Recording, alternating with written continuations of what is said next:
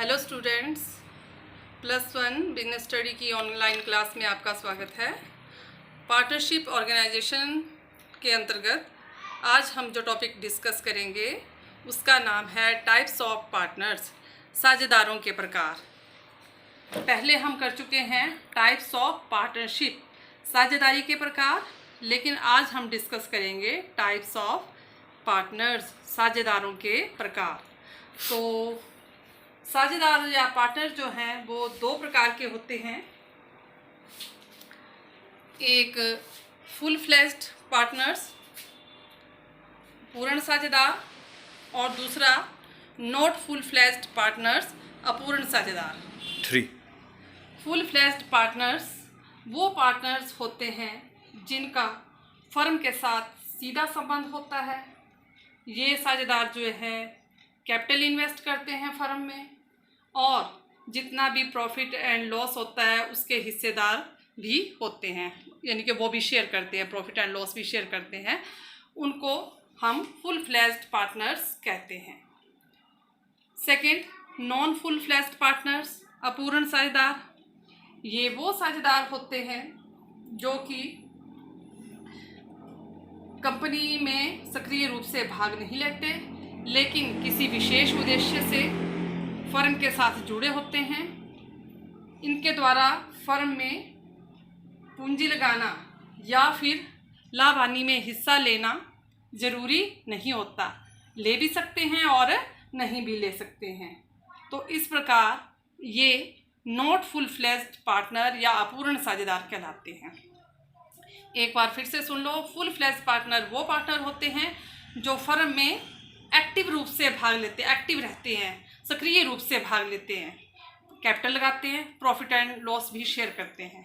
और non full fledged partner जो firm में सक्रिय रूप से भाग नहीं लेते, कैपिटल भी नहीं लगाते, और लाभ हानि में हिस्सा भी प्राप्त करना इनके लिए आवश्यक नहीं है। कैपिटल लगा भी सकते हैं और नहीं भी लगा सकते हैं, प्रॉफिट और लॉस में हिस्सा ले भी सकते हैं और नहीं भी ले सकते हैं। तो ऐसे पार्टनर्स को नॉट फुल फ्लेज्ड पार्टनर्स या अपूर्ण साझेदार कहा जाता है। अब इन दोनों के आगे प्रकार हैं। तो सबसे पहले फुल फ्लेज्ड पार्टनर के प्रकार। सबसे पहला प्रकार इसका एक्टिव पार्टनर्स, सक्रिय साझेदार। एक्टिव पार्टनर वो पार्टनर होते हैं जो फर्म में एक्टिव रूप से भाग लेते हैं, वे फर्म में पूंजी लगाते हैं, लाभ हानि में हिस्सा प्राप्त करते हैं, और इनकी लायबिलिटी जो है वो अनलिमिटेड होती है। ऐसे पार्टनर्स को एक्टिव पार्टनर्स कहते हैं। सेकंड, स्लीपिंग और डोरमेंट पार्टनर्स, निद्रालु या शिथिल साझेदार। ये वो साझेदार होते हैं जो फर्म में सक्रिय रूप से भाग नहीं लेते, लेकिन ये कैपिटल भी लगाते हैं, लाभ हानि में हिस्सा भी लेते हैं, और इनकी लायबिलिटी भी अनलिमिटेड होती है। बस एक ही डिफरेंस है इन दोनों में, ये एक्टिव रूप से फर्म में भाग लेते हैं, लेकिन ये एक्टिव रूप से भाग नहीं लेते हैं। ये भी कैपिटल लगाते हैं, ये भी कैपिटल लगाते हैं, ये भी प्रॉफिट एंड लॉस में हिस्सा लेते हैं, ये भी प्रॉफिट एंड लॉस में हिस्सा लेते हैं। इनकी लायबिलिटी भी अनलिमिटेड होती है और इनकी लायबिलिटी भी अनलिमिटेड होती है। डिफरेंस सिर्फ यही है कि एक्टिव रूप से फर्म में भाग लेते हैं और ये एक्टिव रूप से फर्म से भाग नहीं लेते। थर्ड, सीक्रेट पार्टनर्स, गुप्त साझेदार। ये ऐसा साझेदार होता है जिसके फर्म के साथ जिसका रिलेशन तो होता है, लेकिन आम जनता को इसकी जानकारी नहीं होती। ये कैपिटल भी लगाता है, प्रॉफिट एंड लॉस में हिस्सा भी लेता है, और लायबिलिटी भी अनलिमिटेड होती है, लेकिन आम जनता को, पब्लिक को इसके पार्टनर्स होने का पता नहीं होता। ऐसे पार्टनर को सीक्रेट पार्टनर्स कहते हैं। तो ये 3 प्रकार के प्रकार जो हैं ये फुल फ्लेज्ड पार्टनर्स के प्रकार हैं। आगे हम नॉट फुल फ्लेज्ड पार्टनर्स के प्रकार देखते हैं। पहला, नॉमिनल पार्टनर्स, नाम मात्र के साझेदार। अब ये कौन से साझेदार होते हैं? ये ऐसे साझेदार होते हैं जो ना तो फर्म में कैपिटल लगाते हैं, ना ही प्रॉफिट एंड लॉस में हिस्सा लेते हैं और ना ही व्यवसाय को चलाने से रिलेटेड कोई भूमिका निभाते हैं। सिर्फ इनकी पर्सनल गुडविल का फ़ायदा उठाने के लिए इनको पार्टनर जो है वो बना लिया जाता है। लेकिन एक ख़ास बात ये है कि अन्य पक्षकारों के प्रति ये उसी प्रकार से उत्तरदायी होते हैं जैसे बाकी के साझेदार होते हैं। जैसे एक्टिव पार्टनर रिस्पॉन्सिबल होता है इसकी लायबिलिटीज़ के लिए फर्म की, उसी तरह से ये पार्टनर भी लायबल होते हैं फर्म की रिस्पॉन्सिबिलिटी के लिए। इनकी पर्सनल इमेज अच्छी होती है तो उसका फ़ायदा उठाने के लिए कई बार बिजनेस में इनको पार्टनर्स बना लिया जाता है।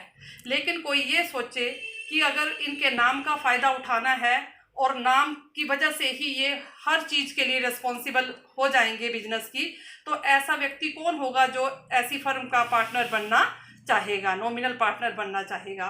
तो ये जैसे हम कह सकते हैं कि कोई बेटा अपने बिजनेस चला रहा है और वो अपने पिता के नाम का फ़ायदा उठाने के लिए अपने पिता को जो है वो नॉमिनल पार्टनर बना लेता है। यानी कि विशेष लगाव होगा तभी कोई व्यक्ति जो है इस तरह का पार्टनर जो है बनने को तैयार होता है। नेक्स्ट है पार्टनर्स बाय होल्डिंग आउट, प्रदर्शन द्वारा साझेदार। जब कोई व्यक्ति फर्म में साझेदार ना होते हुए भी अपने आचरण द्वारा, अपने व्यवहार द्वारा ये शो करता है कि वो फर्म का क्या है, साझेदार है, तो ऐसे व्यक्ति को पार्टनर बाय होल्डिंग आउट या प्रदर्शन द्वारा साझेदार कहते हैं। जो कोई अन्य पक्ष होता है या कोई बैंक वगैरह होता है या कोई अन्य फाइनेंशियल इंस्टीट्यूट है, वो इसी वजह से फर्म को क्या दे देते हैं, ऋण दे देते हैं कि ये व्यक्ति भी फर्म का क्या है, पार्टनर है। लेकिन अन्य साझेदारों की भांति ये ऋण चुकाने के लिए ये भी रिस्पॉन्सिबल होगा और बाद में ये अपने जो कहा होगा उससे मुकर नहीं सकता कि मैं फर्म का पार्टनर नहीं हूँ। सिर्फ ये अपने बिहेवियर से शो करता है कि ये फर्म का साझेदार है, वैसे ये फर्म का साझेदार नहीं होता और बाकी जो लोग होते हैं उसकी इसी वजह के कारण फर्म को ऋण भी दे देते हैं और वो फिर उसी तरह से रिस्पॉन्सिबल बन जाता है जैसे बाकी पार्टनर्स होते हैं। नेक्स्ट है लिमिटेड पार्टनर, सीमित साझेदार। सीमित साझेदार वो साझेदार होता है जिसने कि जितनी की कैपिटल लगाई है उतनी कैपिटल तक ही उसकी लायबिलिटी जो है वो लिमिटेड होती है। उससे ज़्यादा लॉस हो जाएगी तो वो उसके लिए रिस्पॉन्सिबल नहीं होता। नेक्स्ट है माइनर पार्टनर, अवयस्क साझेदार। अवयस्क साझेदार वो होता है माइनर पार्टनर जिसमें जो एग्रीमेंट होता है पार्टनर्स के बीच में वो करने की क्षमता ना हो, जिसकी उसे हम माइनर पार्टनर कहते हैं। जो हमारा इंडियन पार्टनरशिप एक्ट है उसमें कहा गया है कि एक माइनर को हम पार्टनर बना सकते हैं केवल प्रॉफिट्स में ही, लाभों में ही उसको पार्टनर बनाया जा सकता है, लेकिन फर्म की जितनी भी लॉसेस होंगी या उसके लिए वो रिस्पॉन्सिबल नहीं होगा और इस पार्टनर की लायबिलिटी भी लिमिटेड होगी। नेक्स्ट है last partner in profits only, केवल लाभ में साझेदार। तो ये साझेदार माइनर पार्टनर की तरह ही लगता है कि केवल जैसे ये लाभों के लिए ही पार्टनर बनाया जा सकता है, वैसे ये भी सिर्फ लाभों के लिए ही पार्टनर होता है। ये हानि के लिए रिस्पॉन्सिबल नहीं होता, लेकिन ये वाला पार्टनर हानि के लिए भी रिस्पॉन्सिबल होता है। अगर फर्म को लॉस हो जाती है तो उसके लिए वो अन्य साझेदारों की भांति ही रिस्पॉन्सिबल होता है और इसकी लायबिलिटी भी क्या होगी, अनलिमिटेड। जैसे इसकी लायबिलिटी तो लिमिटेड होगी और लॉस के लिए ये रिस्पॉन्सिबल नहीं है, सिर्फ प्रॉफिट्स के लिए ही रिस्पॉन्सिबल है, और उसी तरह से ये प्रॉफिट्स के लिए रिस्पॉन्सिबल है लेकिन लॉस के लिए भी रिस्पॉन्सिबल है और इसकी लायबिलिटी भी क्या होती है, अनलिमिटेड होती है। तो ये था dear students types of partners. I hope आपको समझ आए होंगे। Thank you.